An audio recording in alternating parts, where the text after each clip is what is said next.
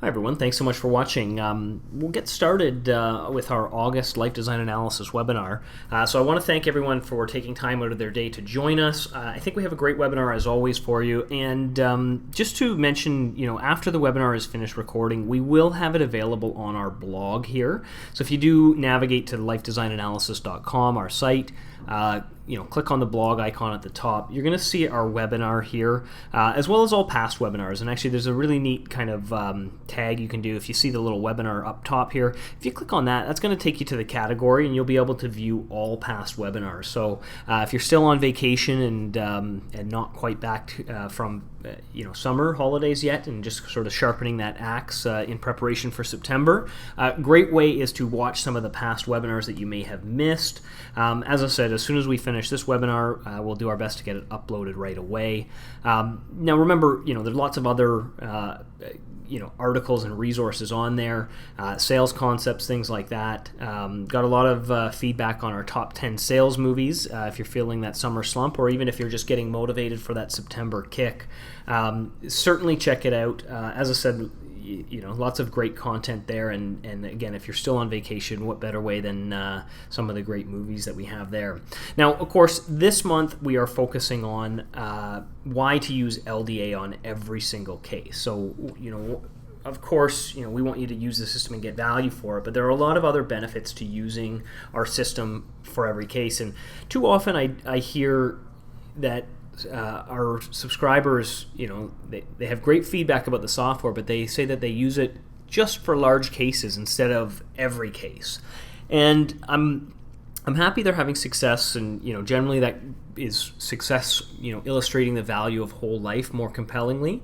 And it's great that they're winning those big cases and seeing value for themselves there. But I think there's a lot of benefits to using it on every single case. So I wanted to focus our webinar around that topic. So some of the things we're going to talk about today, we're going to start off with, maybe creating some basic cases, even if it's a simple term policy. But we're going to talk about how you can save the policy renewal schedule, how maybe 30 seconds today can save you hours, even days in the future of work. So we're going to show you how to save policy renewal schedule. It's one of the hardest things in the industry. Very few carriers are actually able to export all of that renewal data, so they know the original premium, but when you ask them on a in-force policy, what's the renewal schedule, they have to dig up in their archives, and they generally send you a PDF scan.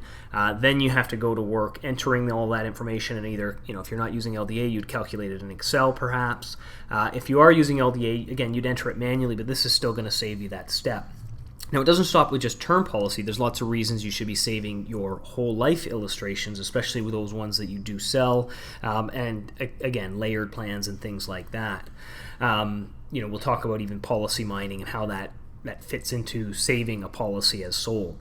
We're also going to talk about attaching critical compliance material to the case. So even if you're working on perhaps a simple term policy, there's lots of things that we need to document in this sale. So things like a needs analysis, things like a reason why letter. So there's lots of compliance material. It might even be a KYC, maybe the actual compliant illustration you want to add, or any sort of documents you've collected from the client that you need to host in a secure location that won't be lost if, let's say, you lose your computer. And again, it's nice to have it tied all right with the case. So if you go to review that in the future, of course you can get right to it. We're going to talk about establishing and documenting suitability requirements. So some of the compliance material, again, things like advisor disclosure, that's going to be presented up front, whereas establishing suitability is going to be done through working through a case. So things all the way from what product did I pick, and why did I pick this particular company, meaning did I survey the market, did I pick something that was within a reasonable price deviation from the top result, was there a reason for that? How do you document that process for yourself, and how do you show that you had no bias in the sale of this? It wasn't for you, it was strictly in the best interest of the clients. And again, even in things in establishing suitability requirements are things like those needs analysis and multiple product comparisons. So not only just the initial product of I picked this T10 from this carrier because it was the most cost effective, but also, I compared it against a T20 and T30 because I knew my client's time frame and need was established around a mortgage. So not only how you come to the end final sale, but what you did to get there is what we want to show you how you can back up and document.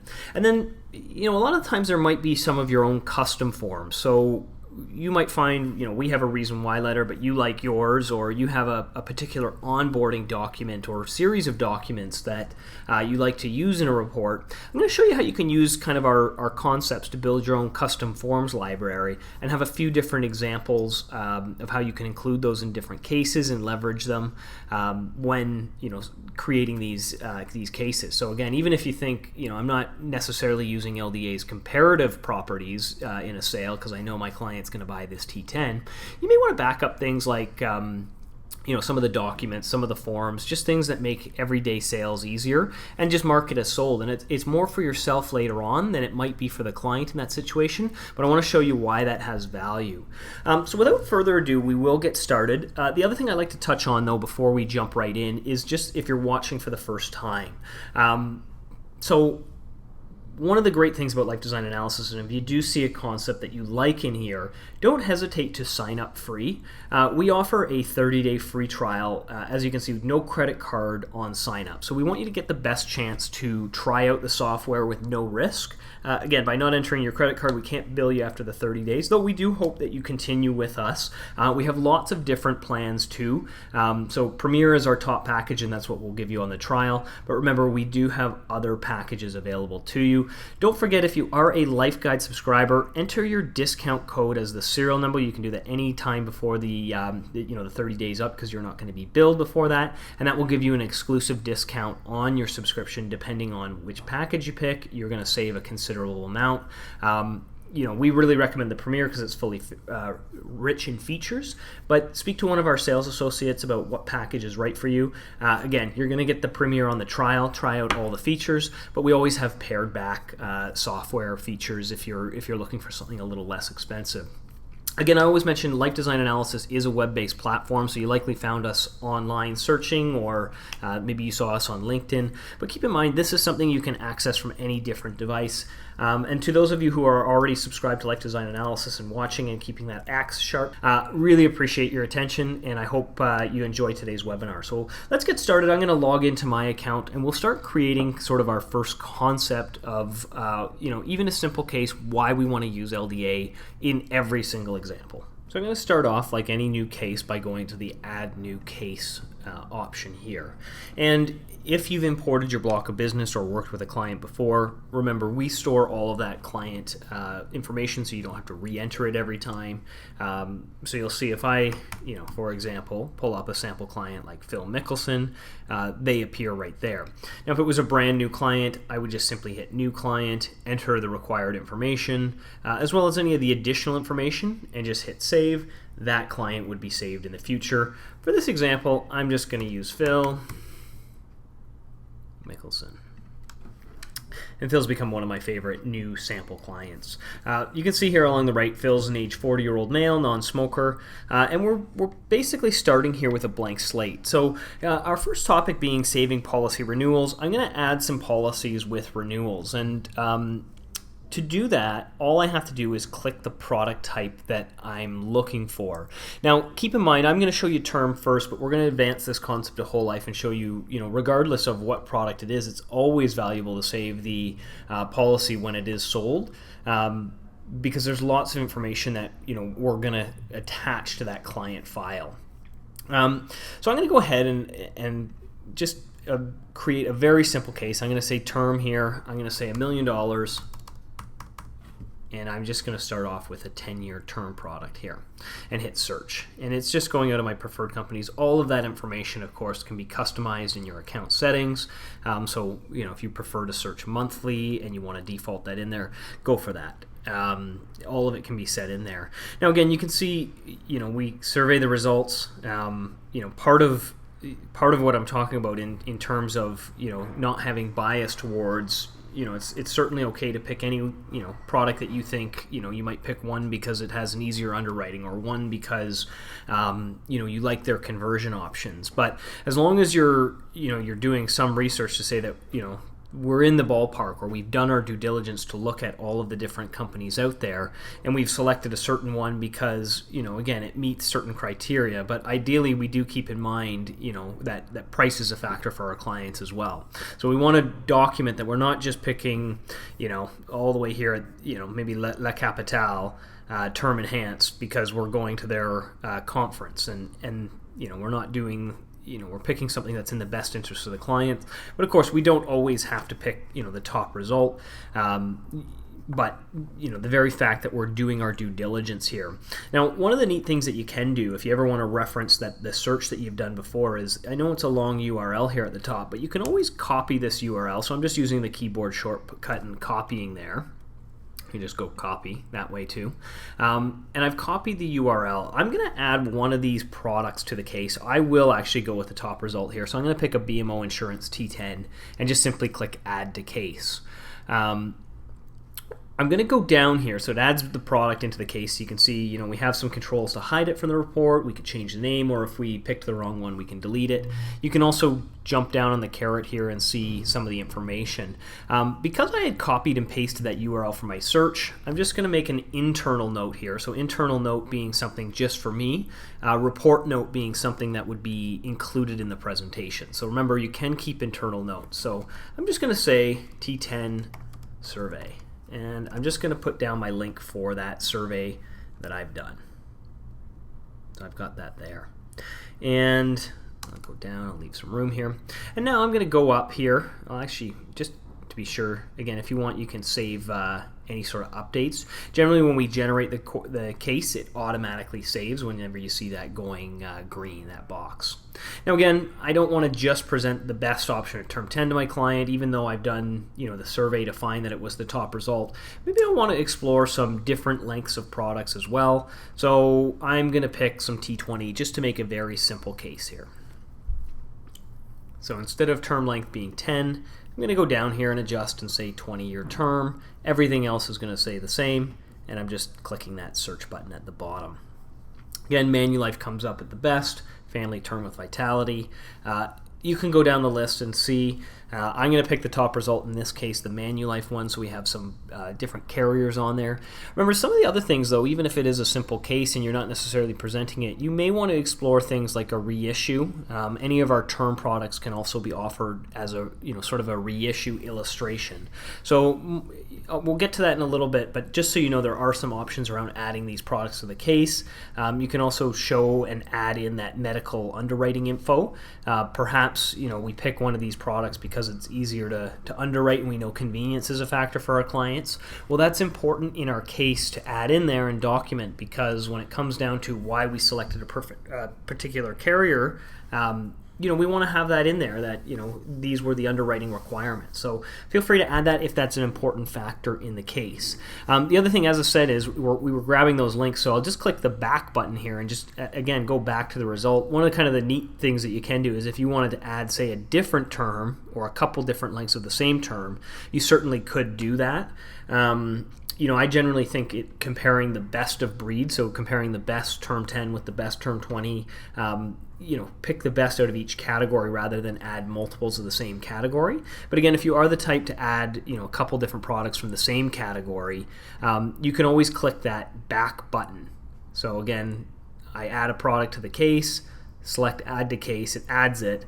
If I want to go right back to the survey, I can do that and just keep adding ones like that. I don't recommend too many of the same product type because when you do generate it, they look very similar. So I'm going to delete this secondary one. But just so you know, you can jump back and forth from the survey like that. I also want to put the T20 survey that I just did in there. So I'm actually going to go back. Here's our T20 survey. I'm going to grab the top URL here, and I'm just going to copy it. And again, forward. I'm at our design case here. And again, in my internal notes, I'm just going to save this as T20 survey. And again, I wouldn't necessarily, I mean, if you share this inside the report, the client won't necessarily get to see it, but let's say you had a client who you think, could potentially want to see it. You could have something like results, and I'll show it in both places to show how one would show up and one would not. But again, this show quickly here. If you ever wanted to reference that survey right off the bat, throw in that URL, and it's going to take you right there. So sometimes people might say, well, I want to show my client that I did the survey for them. You could think about adding that as a report note. So same sort of thing here. If you said, like, I really want to be transparent, I want to show how I got to a particular one, of course you could copy these links in here and put them as a report note and just say maybe survey or something like that. And that might just be for yourself if you wanted to just touch on that while you're presenting to your actual client. So let's go ahead and generate the report. I'll just show you what this looks like. Again, if you're watching for the first time, that's sort of a very simple case construct. All of the logo and the branding information that you're seeing on the report is all driven again from those account settings. So I've gone ahead and customized this, of course, with our logo, but you can have your company name here. You can have your own color scheme. It's going to be presented by your name and designed for your client. We'll go through and take a little bit of a look here and see what's going on. As you can see here, the survey that when we put it in there, again, if we just click on it, it's going to take us right to that survey that we did. So let's say you just wanted to add that information in there. You go through your report and someone says, well, why did you pick BMO term 10 and Manulife term 20? Why didn't you just pick BMO for both of them? You could say, well, here are the survey results that I used at the time. And you can actually click that link. It's going to take you to that survey and you're going to see the results. You could say, look, I could have picked any one of these different products. I chose Manulife because it was at the top result. The next one was 4% higher, and down the list it goes. So if you ever wanted to reference that in a really easy way, you can include those survey links for yourself. Either put them in as an internal note if you want them for yourself, or you can create a report component for external surveys. But again, the only other thing to keep in mind is, let's say products change. So if you reference this 3 or 4 years later, it's not a historical one. It is just the current survey at that time. So if something does change, again, it's going to be reflected when you click the link, because again, it's going to go look for those different product definitions. The other thing is your client is not going to be able to click them. So if they are not logged into LDA with a subscription, which of course they're not going to be, if you do share this in like a digital report, they won't be able to access that. So that's why I say you may want to add it as an internal one. If you're presenting in person though, great opportunity to put it in there and show how you established that particular product that you picked. So why you might have picked BMO term 10 but Manulife for term 20. Sometimes that does get lost with clients and things like that. Now again, our report is going to chart out and do what it does best, create stunning visual presentations that are all dynamic, interactive. They're going to help show the client that yes, the term 20 is a little bit more expensive, but because we're not hitting a renewal here in year 11, over the long term it will be more affordable. And again, of course, you can do things like apply a PV, and this would be a good point to touch on why you might add a product as a reissue as well. Now, if we look at these different products, we can definitely see good savings, and we might have a client pick this T20 as a result of the presentation. We've compelled them and said, look, over the next 20 years of your mortgage, there's going to be considerable savings pairing it with a term 20 product, and the client could say, that's phenomenal. I completely see what you're talking about. In fact, my break even here is just after year 11 when I'm 51. And I think that's the plan for me. Well, one of the things you may want to do so that in the future you can save that renewal schedule for the product. So what I'm going to do here is I'm going to go back. I know this, the term 20 is $974 initially, and sure, we're going to have this this premium for 20 years. But again, with T10s, they kind of creep up on you, and T20s, I think especially, the tendency sometimes is you sell term and then you sort of forget. Or not necessarily forget, but there's no service due on it for, you pick the T20 because it saves you money to the 13th year. or the 11th year there, so there may not be opportunity to talk to the client for another 15 years on a new product. This may be the time where they've actually realized some of those savings. A lot of people I've heard say, I sell term 10 so that I can resell it to them later. And again, one example why you might want to, something else you might want to include in the plan would be something like a reissue. So again, you could give your client the option and say, look, one other thing I want you to consider, or that you have the option to, just out of full disclosure, is that if we go back to that term 10 search, in 10 years when you're 50, you may be healthy enough. Now, it does take more risk, so we don't know our client's going to be healthy enough to reapply for insurance. 2, we don't know what the insurance landscape is going to look like in terms of pricing, underwriting, things like that. Could get stricter, could be more automated, could be cheaper, could be way more expensive. We don't know that. But we can model it out based on the information we know today. So we could say, look, in 10 years, instead of taking the guaranteed renewal, I want to show you what it looks like as a reissue. We have a couple options here. So a reissue, again, it's going to look at age 40, age 50, age 60, age 70, and it'll go all the way up until it says that's the maximum age to purchase insurance. So a lot of these companies, after 70 years old, you're not able to purchase insurance. Instead of going with guaranteed renewal at that point, or you could lapse the policy. So we do give you 2 options. So as soon as our software hits that maximum issue age, we'll either go with the guaranteed renewal, which is my favorite option to show, because you will see that big guaranteed renewal at an increased age, or again, you could choose to lapse the policy. That would be an ultra-conservative approach to it. But I like to show it, I'll pick this top option here just as a renewal, where again, when we're too old to purchase insurance, we're going to take the guarantee, and again, we might choose to lapse it at that time, but we're going to illustrate the costs that way.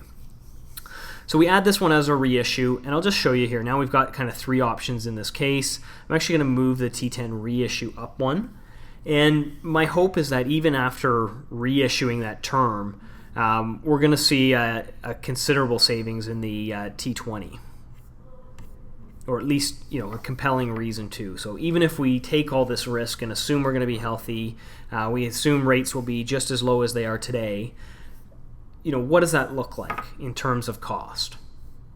So I'll go through this. Again, we've got our T10, our reissue, so you can see same initial premium, so the same first 10 years, $565, but instead of taking the guaranteed renewal here at $4,125, it said when you're 50, because again the client's age 40, it says when you're 50, you're going to reapply as if you're buying new coverage. So instead of the guarantee, we're going to take we're going to pretend you're healthy and pricing is relatively current or the same as today, and that would be roughly around the price. Now, again, 2 assumptions we don't know, but it helps us model to say, if you are going to take this riskier path, just know, these are the risks and this is what the pricing would look like versus, again, locking in today, $974 for the 20 years.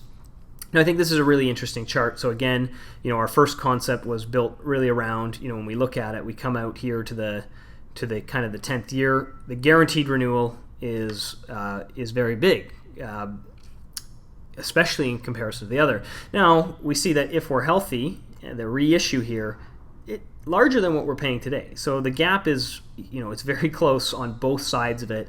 And again, when we get to the end of 20 years, we're going to see that in overall premium cost, there is a very similar pattern here. Now, if I just get rid of the term 10 here, again, the T10 with this large renewal is, again, it's showing its cost difference. Remember, all of our charts are interactive, so you can also, if you want to kind of refine on the 2 different products or do some kind of, you can see it just kind of tightens up the chart there, those top format points. And you can see a T20 over the 20 years is actually a little bit more affordable. So $19,488 versus $20,400. So again, we're saving, let's call it roughly $1,000, a little bit less than that, but we're not taking any of the risk. So again, a very compelling sales presentation, and a reason you might want to use this to say that even if you keep buying T10, it might be still more affordable to add a T20.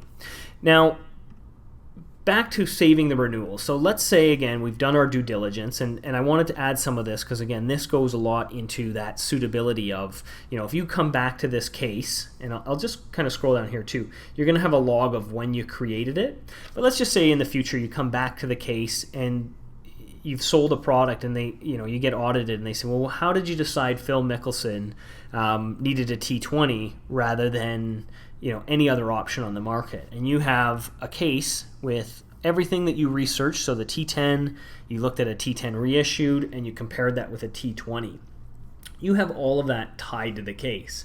Now, even if you're not in an audit, at some point, if you sell Phil any one of these products, you're going to need to service that policy. If it's a term 10 and they take the option of the reissue, you're going to need a reminder to make sure that you reapply it that 10th year and resell some product. If the regular one, you definitely don't want them to hit that renewal, and you want to try and do the upsell. That maybe there's a conversion in play, or perhaps there's a good time to reissue that T10. You want that built into the reminders, and when you do review it to try and show Phil about those conversion options, you want to make it easy to find that renewal info. Now, generally when you want your in-force information from the carrier, it requires either getting in touch with a wholesaler, requesting it. It can take some turnaround, and essentially what you get is something like this. So you do get these guaranteed schedules, so you can see when the policy was issued, policy fee, total annual premium, and then you can see if you go down even further, we're going to have our guaranteed renewal schedule here. So here we go. Here's our guaranteed annual renewal schedule here: 704, 54, 14,000, and then 40,000. So we need this information, but if we have to rely on a couple day turnaround getting the information, either running our own calculations if we're not using LDA, or just even inputting these in LDA, it's much more effective if when we sell the policy in the first place, we mark it as sold. So you can see if I go through this presentation and Phil decides to take that term 10, what I want to do is I want to save the policy renewal information for the future, so that if I do have to review this policy for Phil, or I should say when I have to, or even things like when I want to automate his conversion or exchange options, I can go in here and hit edit plan, and I want to go down to the bottom and select save as a policy. Now I'm going to pretend this is a new sale, so I'm going to say mark as sold as well, and again this is going to, when I hit save here, it's going to say, oh, you need an issue date, so when did you sell this policy?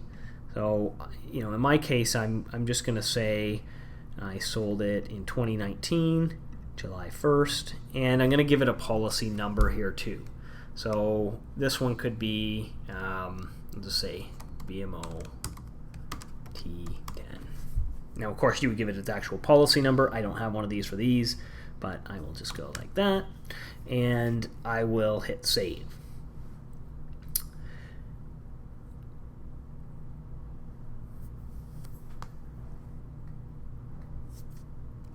So now Phil's policy is saved, and as you can see, if I go to Phil's client file here, it's going to show any in-force policies that he has. And you can see, I use Phil quite a bit as my demo client, but it's marked it here with its issue date that we selected, its policy number, its insurance benefit. And whenever something is in the policy side as an in-force policy, and that's different from, let's say, a regular case, it's automatically going to play into these notifications we feed you. So for example, this one is a brand new policy. After 2 years has passed, if Phil is under 65, he is going to get a presentation automated for his exchange options. And again, I'll show you really quickly up in our account settings, because I've talked about that quite a bit, that you can set within the system tab what recipes run for certain automations. So for example, in exchange, I have a T10 versus T20 versus T30. So whenever an exchange opportunity comes up, being a term 10, that is, past the 2-year clawback, but before the 5 years generally, 7 years with Canada Life, I want this recipe to run, because even though I sold the T10, I want my client to know that they have the option for T10, 20, 30. So that's all based on the issue date, the product type, and again, when we have all of this information, it makes it very easy to review for the client. So let's just say, for an example, I'm going to go in here and I'm going to edit this policy. I want to fake it a little bit. I want to pretend Phil didn't buy this in 2019. I want to backdate this and say that, maybe Phil bought this in 2011 as an example. So I'll save this and pretend that it's historical here. So I'm just going to update that policy. Now, regardless, you'll see again, it's moved down here because of the issue date. Now you'll see, the automation certainly plays in. The other thing I wanted to show here really quickly was just the notification. So you see what happens there. When I go into the notifications, for example, you can see term 10 conversion for client. Here's when the renewal is, and an example case has been created. Now that sort of thing happens when you mark them as sold. So one, you take a couple seconds to mark something as sold and add it into the survey. So even if you didn't, it's a simple term 10, you didn't use LDA to sell it, you knew they were going to go T10, there was no price, very simple case. It's not a bad idea to create a case anyway, mark it as sold, just so that you can save that renewal information and save the policy to that client management area. So again, one, it's going to fall into the automation. Two is that, let's say in the future you do want to review, Phil's case here for a conversion. So I get my notification, maybe I like the exchange one, but I want to go and approach Phil and say, hey, I need to review that term 10 of yours. Instead of requesting the policy information, grabbing the renewal schedule and running calculations, in Life Design Analysis, if you get in the habit of marking it as sold, all I have to do is say, let's make a new case. I want to add an in-force policy. I'm going to select the policy number that we picked. That was that BMO T10. And it's going to add everything to the case here.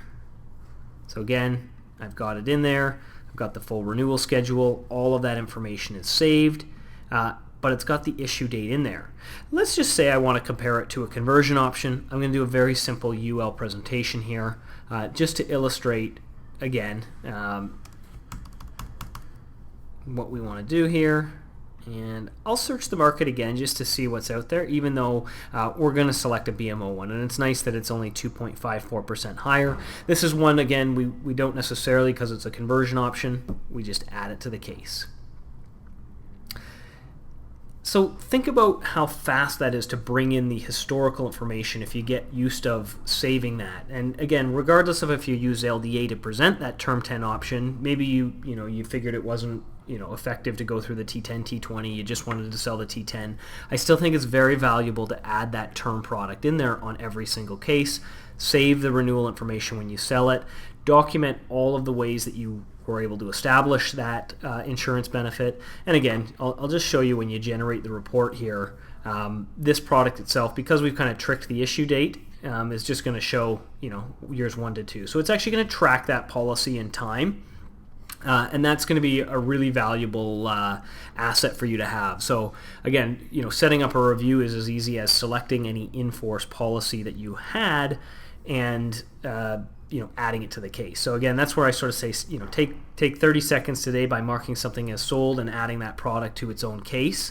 And again, in the future, you're always going to have the ability to import that with the exact premium schedule. It's going to be added into our policy automation, so it's going to notify you when it comes time to either approach that client for an exchange, or if more time passes and it gets to that 7 to 10 year mark, each year you're going to get a renewal saying, here's a case, review Phil's term 10, because you've entered it into the system or you've attached it as an in-force policy.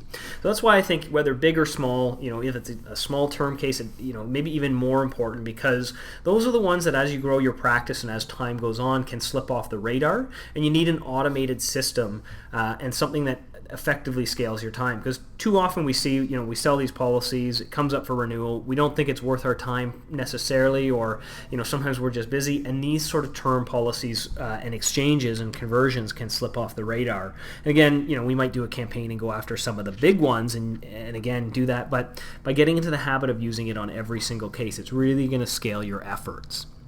Now, this is a good case, and again, I'm actually going to pop back to our BMO Term 10 that we've done here. And I want to talk about maybe adding a few other details to the case. So, we did sort of jump ahead a little bit in talking about, some of the different suitability things we might add, such as a reissue or things like that. But let's talk about other critical compliance material that we want to attach to the case. So in this, I had picked $1 million benefit, but again, one of the things I would really recommend is doing a needs analysis for every client. I've posted articles, and you can certainly check them out on the blog, but producers who do a needs analysis have been shown to more effectively recommend, and actually, I don't want to call it so much of an upsell. They're able to sell more product and earn more revenue for themselves, but it's simply a product of helping expose those needs. So most people underestimate their own needs, and it's great to do a needs analysis to expose those. Now, I'm going to click, and I'll pop back here just so I can show you here. I'm just clicking the edit. So as we're on a client themselves, I just want to click the edit button. Again, some of you do a very basic needs analysis just to kind of satisfy the application. Some of you may want to do a more robust one. One of the things I really like is getting clients involved in sort of the process. So sometimes you might say, look, I know you have 0 current insurance. Fill in things like the assets. We use these little tooltips to help you see what the different functions are intended for. So a lot of people put the home in as an asset. We're only would you use the home as an asset if you were thinking about liquidating or selling that house in the event of a partner passing to replace income. So if the spouse is keeping the family home, do not include that as an asset. This would be things like cash, stocks, things that they would liquidate. Maybe they sell a boat or something like that. So any sort of assets. Again, fill in the different things. Sometimes you don't want to necessarily ask if it's a brand new prospect. You can leave some of these blank. Education is a good one. If you know they have kids or are thinking about kids, you might build in an education fund, put how many kids they have. Debt is another sensitive one that, again, depending on your level of comfort with the prospect, you may or may not want to ask. I'm going to put in $20,000 for final expenses. And again, even things like, it could be capital gains taxes, it could be a cottage property that needs to be split 3 ways between siblings and needs life insurance to fund that transfer. Otherwise, 2 of the siblings have to pay out the other one. So again, it could be cottage fund or cottage tax or something, like a capital gain tax on a cottage or something like that. And again, maybe I build in like 333. It's that's maybe it's $1 million, and could, depending on the size of the cottage. So I'm just going to put 333. So we'll build in some insurance on there. Now, there are other fields that we want our client to fill out. I'm going to save this for now, but again, I can always go, and you can see we've got some in there. I can always go back and I can actually link my client to fill out the rest of this. So if I just click that link button, you can always unshare it. So if you change your mind later, click the unshare and you'll see the link disappears. You can't access it anymore. Click the link.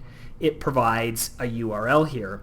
So whether you do this for your client yourself or maybe you want to have them get engaged in the process, you can simply copy this URL, either email it, send it in a text message, you name it. Essentially what happens is, here's how it would look to the actual client.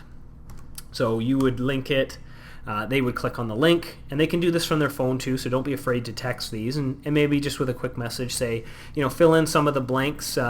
If not applicable, just leave it. And again, they might say, oh, well, I have 1 year's income or something like that from my employer, so that's my current insurance. Again, that's something in there. Assets, maybe they say, okay, we've got $50,000. What's left on the mortgage? You could say maybe there's $300,000 left. And again, we know their income is 80, so we'd say, okay, well, do you want some income replacement as well? We'll throw in 80,000. Now we're looking for, the insurance would probably be on the full salary. We're looking to replace income after tax, so what's coming in. To simplify it, some people would say you get a lump sum. You can play with that income after tax value based on how much, a percentage of how much you think the client would need. And remember, you can always do math in here too. So you could do something like 80,000. Times 0.8, right? And then we would say, okay, if you need 80% of that, you need $64,000. So don't be afraid to do math in there either. Even for things like debt. So debt is a really good one. We even give that as a tooltip for debt. Again, I could say, we got $2,000 on the Amex, and our Costco credit card is $3,000, and the club membership is $4,000 outstanding or something like that. Or those are the the yearly dues, or we're paying that off in our 13-year entrance plan. And you've got the line of credit that we did the backyard with, add another 40 on there. So good way to kind of add these all up and get to a quick debt number. Again, really effective on the phone. They can save those changes. This is all client facing, and of course not our logo here. Whatever logo you put in your account settings is going to show up there. Come back to our side of things, and you'll just see if I go back to the case or do any kind of refresh, I'm going to get notified that my client has filled out that needs analysis. So when we think about some of those critical compliance materials we need to add to the case, that is certainly one of them. Another one of them might be that actual renewal schedule, or the contract itself of the in-force policy. So, again, as you're brand new to the system, or as you're getting familiar with this, some of your historical policies that you are going to review, or let's say you import your block of business and you get notified you have a conversion opportunity. Well, if you haven't been in the habit of marking them as sold, you're still going to go through that process of requesting that renewal schedule. The carrier sends it to you. Now, one good idea is add it in the file storage here. So you can see, again, if I go here and see this is our sample in-force policy that we were just looking at here. So you can see, we've got our statement here. Of course, I blanked out all the information. But, if we wanted to add that and save it with the case that we're reviewing of that in-force policy, again, we can just drop it right there, click upload. So again, we're going to save that sample in-force policy and have it with the case. So, again, regardless of where we are, if we're, in the office, if we're on the road and we need to pull up that contract details, again, we can tie it with our review. So let's say, again, we're in the meeting here, we've got everything attached, we, review the options, and Phil asks a tough question, says, when's that convertible to, or what was this or that option? Again, you could quickly download the sample policy, pull it right up on screen. You've got your guaranteed premium schedule. You've got all of this additional information directly tied with that case. Same thing again, 7 years down the road, you review it. Why did you pick this one? Well, I thought it had that exchange option. Again, pull that information in there.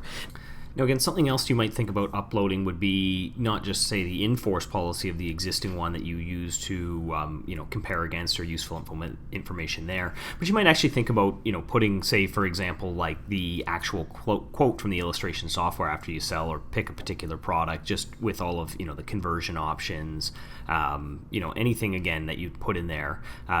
Great opportunity. Grab that quote. Again, you can grab it from the file browser or simply drag and drop, and again, just click upload.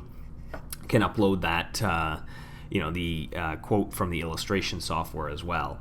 Again, some people, when they're using things like this, they'll upload, we keep, of course, all the data in there if you upload a whole life spreadsheet, but you could always keep the Excel sheet and throw it in that file repository there. And again, there's no sort of limit in terms of size. We limit the different file types and things like that. We're just trying to make it so that you don't upload, say, a movie or use us like Dropbox, but we do want to keep all of those sort of kind of policy details with it. So things like PDFs, pictures, any sort of evidence or documents that would, sort of support your case from a compliance standpoint. Another thing to think about is, oftentimes if you meet with your clients and maybe it's more of a fact-finding, oftentimes, you might do some work on a napkin, and a lot of people will take a picture of that napkin, for their compliance file. Well, again, it's sort of another opportunity where you could say, grab an image or something like that. So again, you could go down and I'm just going to look for an image here and just say maybe it was like meeting notes or something like that.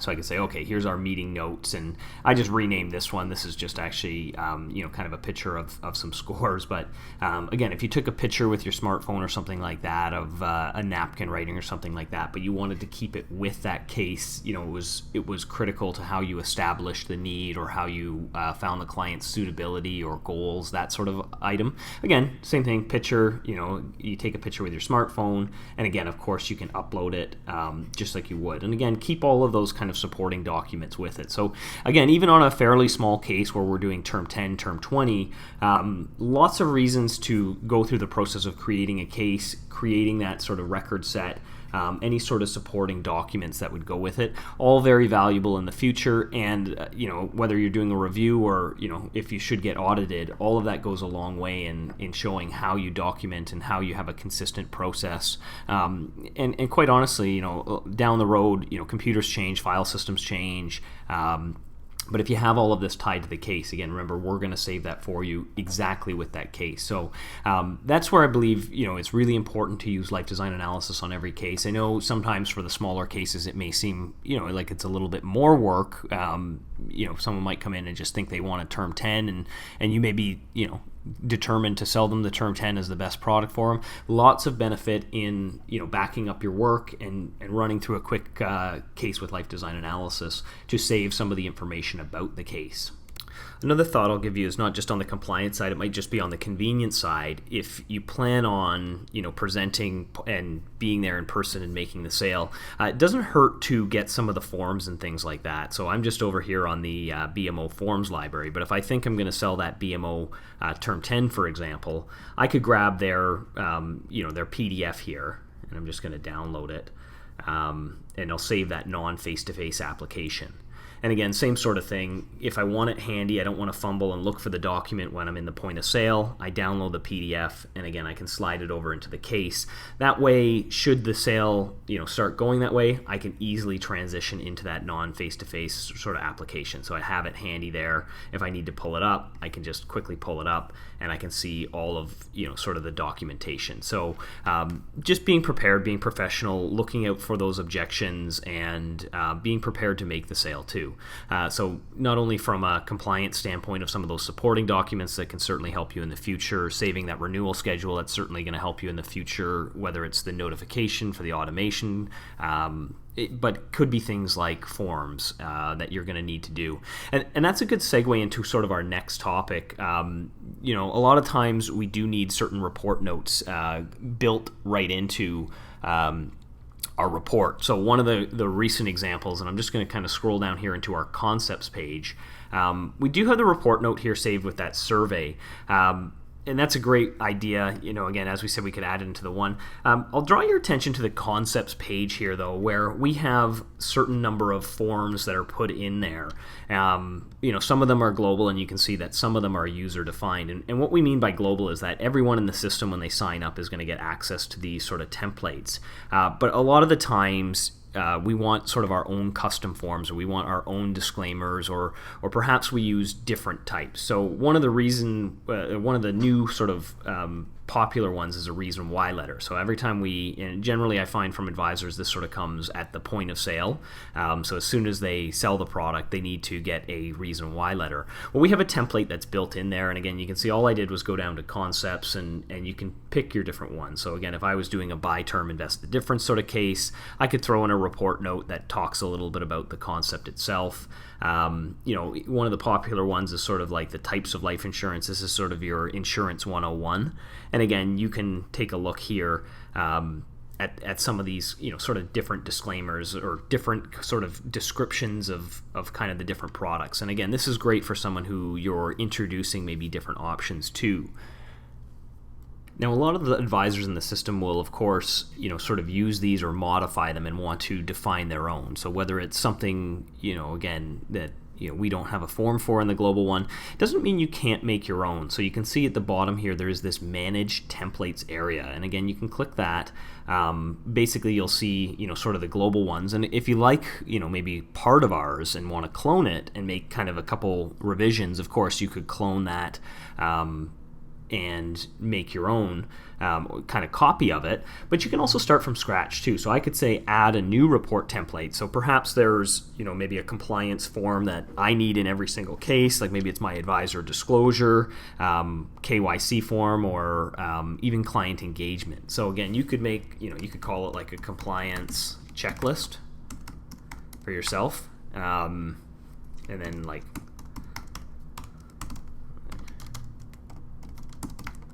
I could say like compliance requirements, and I can enter in my own note here. So, for example, if I took, say for example, an advisor disclosure or something like that, and again, I just grab, sort of my template here that I'm working with. I'm just going to come back over to LDA, and I'm just doing a simple copy and paste, and you can see I'm just pasting in sort of the information here. Sometimes, you can use one report note per per report, but it doesn't mean when you're creating a custom one that you can't add more.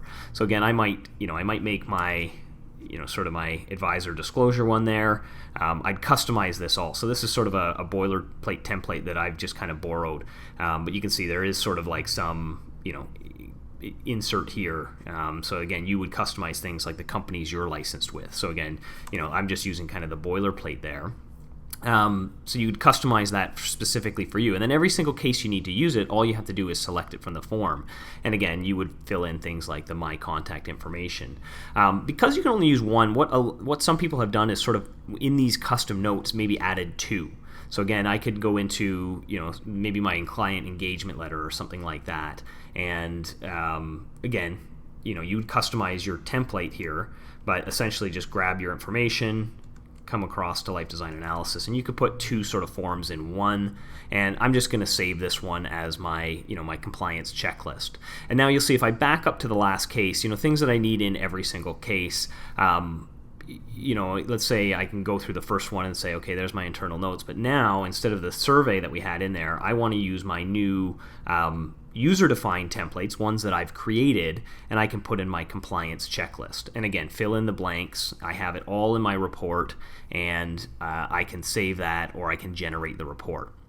Now, the nice thing about that is if you do have, say for example, you create the case, and maybe you want to print off the PDF of this case. So I'll just generate this and just take a look here.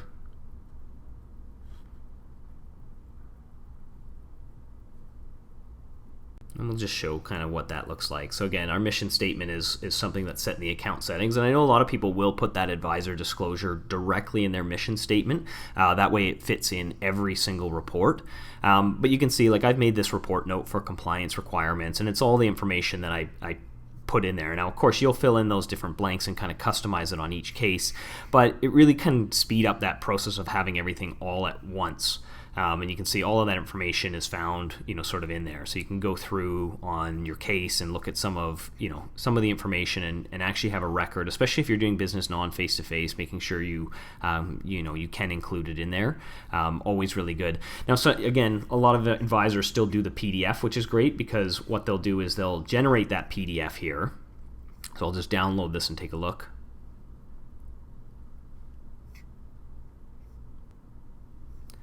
And you can see I've got my report for Phil Mickelson. So I'll just take a look here. So again, I got my mission statement, and my compliance requirements are all in there. And you can see it does split it out into a number of pages. As we know, compliance requirements are not always short.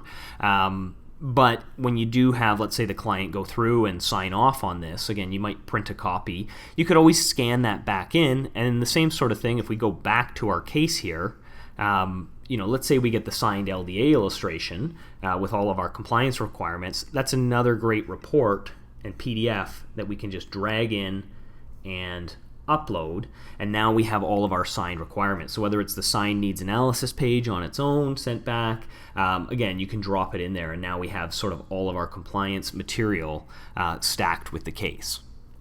So don't be afraid, again, to build your own custom forms library. Some of the other things, again, that people have been doing, get a lot of kind of feedback from our bilingual users that it's great because sometimes they'll want their disclaimer in their account settings to be primarily, let's say, English or primarily French because they're Francophone.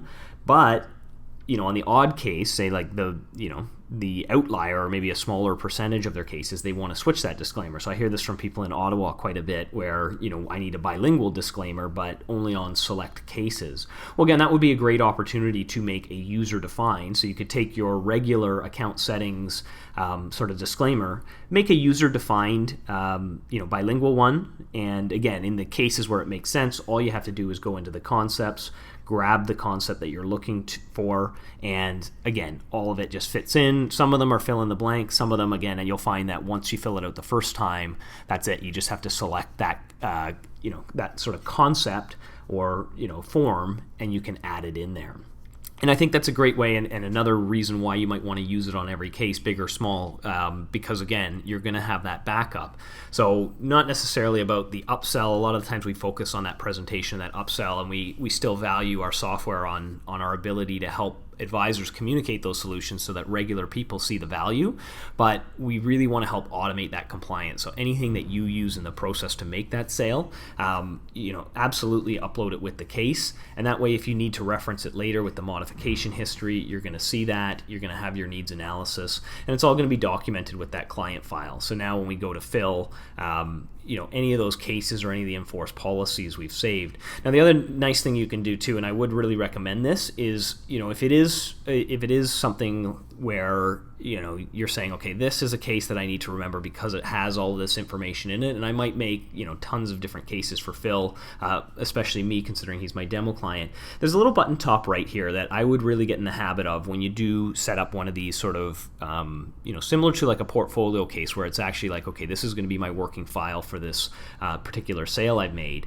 You can favorite this case, so just click that favorite. Again, you can always change it later should something change, but if you get in the habit of favoriting those cases that really stand out, that have that extra material, again, things like tagging it or giving it a title. So case name is sort of like if you get into a naming convention, think of these like tags. Title goes on the front of the report, would still work as well, but if I just start tagging it with like compliance, something like that, I could save that case. Let's go down to the bottom here, and that way it's going to make it much easier to find in the future if I'm looking for all my compliance. So if you have a particular style of case where you're saying, okay, this is just for my compliance backup, you could certainly tag it like compliance or something like that.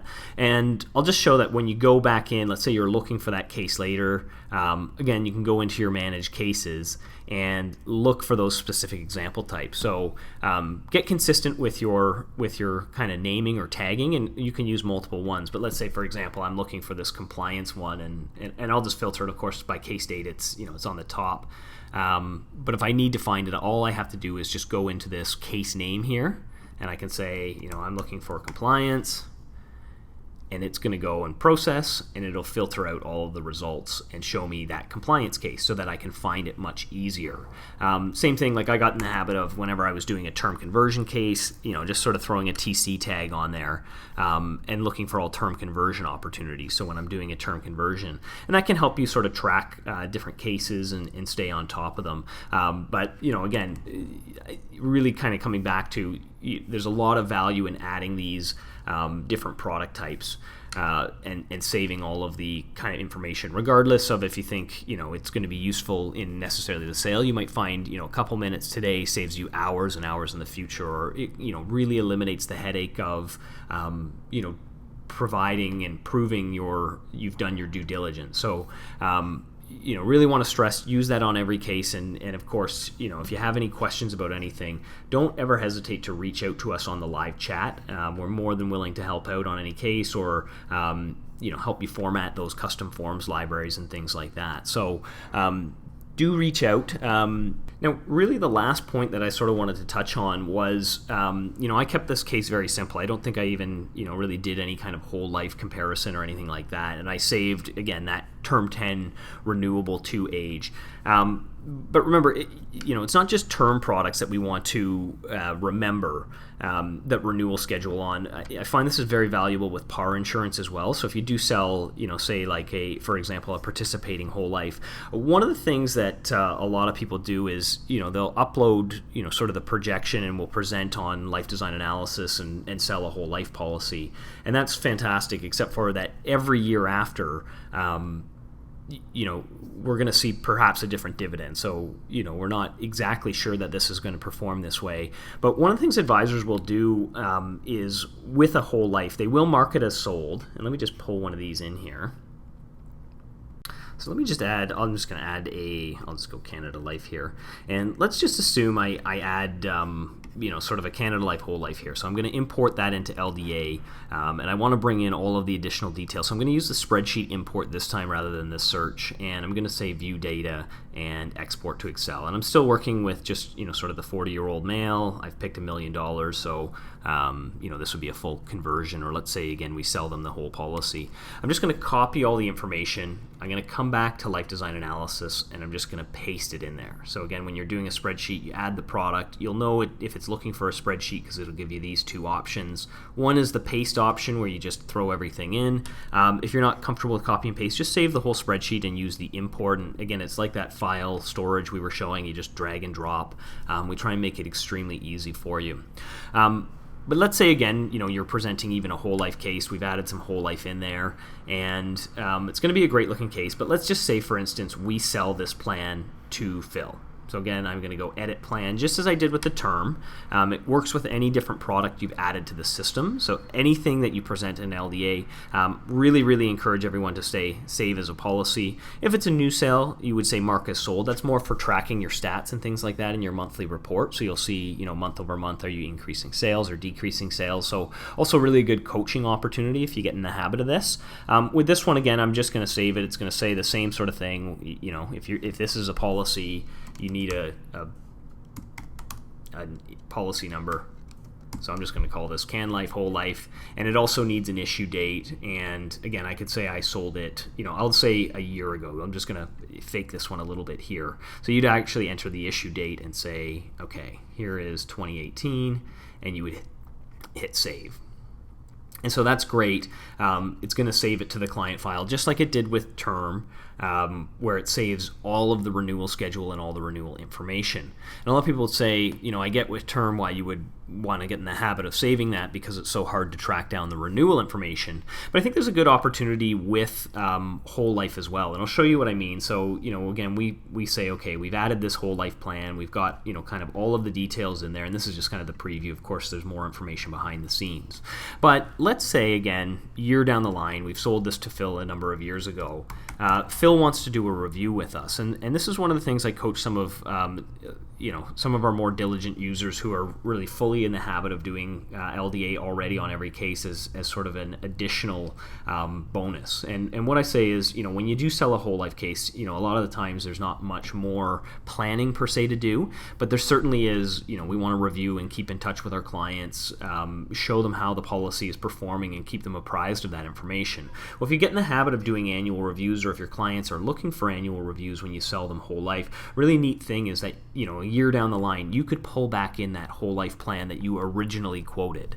And you could say, I have all of the details about this policy. But really what I coach people to do is if you go into the plus manual here and add a regular whole life as an example. So I'm just going to do the open-ended whole life. And this sort of lets you kind of manipulate the values. So, this is what we projected. But as we said, each different year we're sort of at mercy to that dividend. We want to track the actual performance. So, year over year, you can set a reminder to come back to this case. So again, we can set a reminder. I'm just going to grab the URL, here. I'm going to change the name of this one and say that this is actual performance. And, tracking actual performance. So again, I'll save that. And this is for optics. It really is just changing the name so it's descriptive. So on the one hand here, we have that policy. We know our premium's guaranteed, so we're going to pay that $26,235 or $325, And we're projecting a cash value in the first year of $791.05 and an insurance benefit of this. So every year when you do get that statement for all of your clients, so Canada Life mails you the statements, and they mail, the customer. So I get these statements for my whole life policy as well. It says, here's your annual performance, and it usually comes right after you pay your dues. But great opportunity, so to track them. So 26/3/25, I'm going to go into pay spreadsheet data, and the first year when that statement comes, I know we paid 26/3/25, and it's going to tell me the actual cash value in the policy. And I should have paid a little bit more attention. Let me just go over here and see what it was supposed to be. So let's say $791.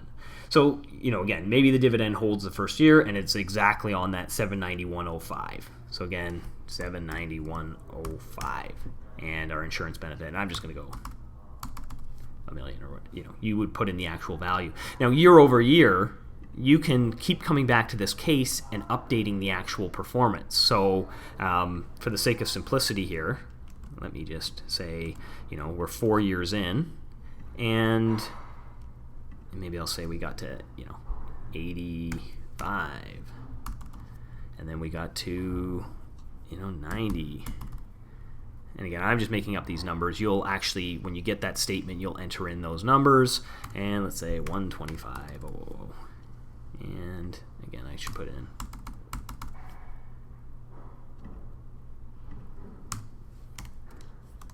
105. And so I'm going to fill in the insurance benefit.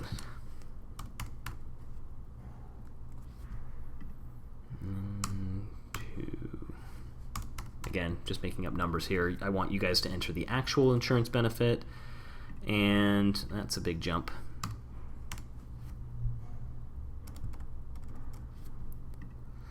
And my last one, I'll just say we got to 1688. Oops. So something like that. So each year, well, actually, I only entered that one. You would enter the actual experience, the cash value, and the total insurance benefit. And the reason I sort of coach advisors to do that is that makes your reviews that much easier. So it's easy to bring in the kind of the actual plan that you did and bring it into any one case, and then you could put the actual performance. Now, the great thing about this is if I go down here, I'm just going to select two report components. So I'm going to use the overlay cash, and I'm going to use the overlay insurance benefit, and I'm going to generate the report here. And again, the reason we can do that is we can take a look at what the total, what we projected versus the actual was. And you can see here I entered kind of those fake numbers, but as we sort of get into the policy and we see how that matches up over time to actual performance versus what we projected. And again, you can see you'll be able to track it year over year. So as you get in the statement, if you come back to the case, again, you can remind yourself every year kind of thing, update these values, and you'll have kind of a what we projected in the first place versus what the actual performance is, and just sort of an extra added touch for you to be able to kind of track the performance of the whole life that you're doing or that you're selling. So again, even if you think after we sell the whole life there's not much service, it's one extra additional step you can do and use LDA would be enter that performance, and you can show, especially in those first couple of years, here's what we projected, and you're right on track, or we're a little over, a little under. But as you review with the client, again, really handy if you're doing your due diligence and saving all that information. In past webinars, we've sort of talked about the ability to create a portfolio. So, the actual products that they have, and then when we do generate it, we give them that link. Well, a nice thing, again, we could give this, sort of a case name,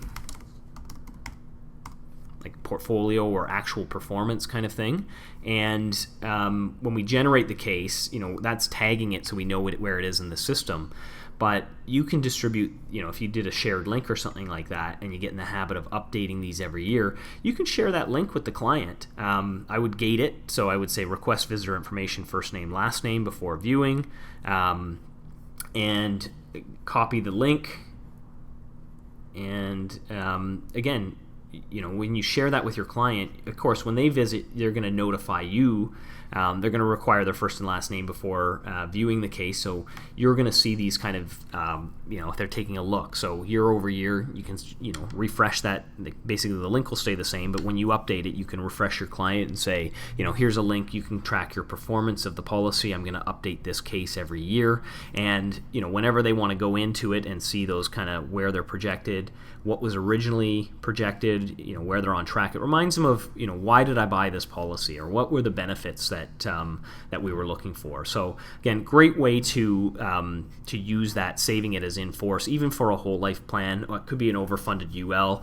YRT is especially important. We did a very simple kind of term plan there where we had a predictable renewal schedule, and by that I mean every 10 years. A lot of these plans are, it's a term 10 for the first 10 years, and then every year after it turns into a YRT policy. And you can imagine, if you're not using a system where you can automatically click edit and save a plan, projecting that renewal schedule out is very difficult, and it's a little more subtle to the clients, especially they go, it's just a little increase in premium, and maybe you might procrastinate a bit more. So for you to be able to do the review and actually perform it on a YRT policy is very, very important. Very difficult when you ask the carriers and say, I'd like to review this. Can you send me the renewal schedule?